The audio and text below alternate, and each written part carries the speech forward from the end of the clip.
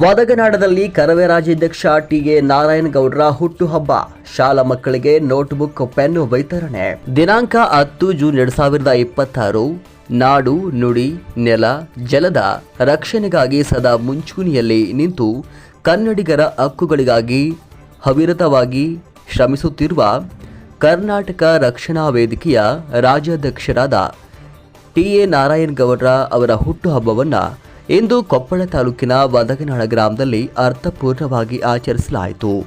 ಕರ್ನಾಟಕ ರಕ್ಷಣಾ ವೇದಿಕೆ ಕೊಪ್ಪಳ ತಾಲೂಕು ಘಟಕದ ವತಿಯಿಂದ ವದಗನಾಳ ಸರ್ಕಾರಿ ಹಿರಿಯ ಪ್ರಾಥಮಿಕ ಶಾಲೆ ಆವರಣದಲ್ಲಿ ಬೆಳಗ್ಗೆ 9:30 ಗಂಟೆಗೆ ಹಮ್ಮಿಕೊಂಡಿದ್ದ ಕಾರ್ಯಕ್ರಮದಲ್ಲಿ ಶಾಲಾ ಮಕ್ಕಳಿಗೆ ನೋಟ್ಬುಕ್ ಮತ್ತು ಪೆನ್ನುಗಳನ್ನು ವಿತರಿಸಲಾಯಿತು. ಕಾರ್ಯಕ್ರಮ ತಾಲೂಕು ಅಧ್ಯಕ್ಷರಾದ ಹುಸೇನ್ ಬಾಷಾ ಮಣ್ಣೂರು ಗುಂಡಳ್ಳಿ ಅವರ ಅಧ್ಯಕ್ಷತೆಯಲ್ಲಿ ಜರುಗಿತು.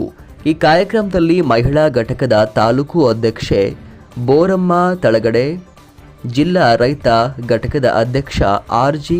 ತಿಮ್ಮನಗೌಡ, ಜಿಲ್ಲಾ ಉಪಾಧ್ಯಕ್ಷರಾದ ಶಿವನಗೌಡ ಪಾಟೀಲ್ ಹಲಿಗೇರಿ, ಜಿಲ್ಲಾ ಗೌರವ ಸಲಹೆಗಾರರು ಗವಿಸಿದ್ದಪ್ಪ ಅಂಡಿ, ತಾಲೂಕು ಪ್ರಧಾನ ಕಾರ್ಯದರ್ಶಿಗಳಾದ ಗಂಗಯ್ಯ ಚಿಕ್ಕಮಠ, ತಾಲೂಕು ಉಪಾಧ್ಯಕ್ಷರಾದ ಶೇಖರ್ ಹಿಡಿಗೇರ್ ಹಾಗೂ ಆನಂದ್ ಗೌಡ್ರು ಉಪಸ್ಥಿತರಿದ್ದರು.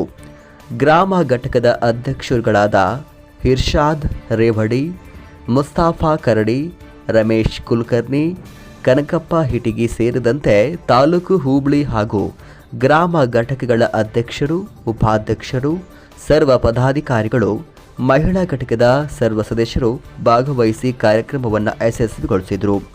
ಶಾಲಾ ಮುಖ್ಯ ಶಿಕ್ಷಕರಾದ ದ್ಯಾಮಣ್ಣ ಅಬ್ಬಿಗೇರಿ, ಎಸ್ಡಿಎಂಸಿ ಉಪಾಧ್ಯಕ್ಷರ ಪರವಾಗಿ ಅವರ ಪತಿಯವರಾದ ಮಂಜುನಾಥ್ ಅಳವಂಡಿ, ಗ್ರಾಮದ ಎಲ್ಲ ಅಂಗನವಾಡಿ ಕಾರ್ಯಕರ್ತೆಯರು ಹಾಗೂ ಮಹಿಳಾ ಘಟಕದ ಸದಸ್ಯರು ಕಾರ್ಯಕ್ರಮದಲ್ಲಿ ಪಾಲ್ಗೊಂಡಿದ್ದರು.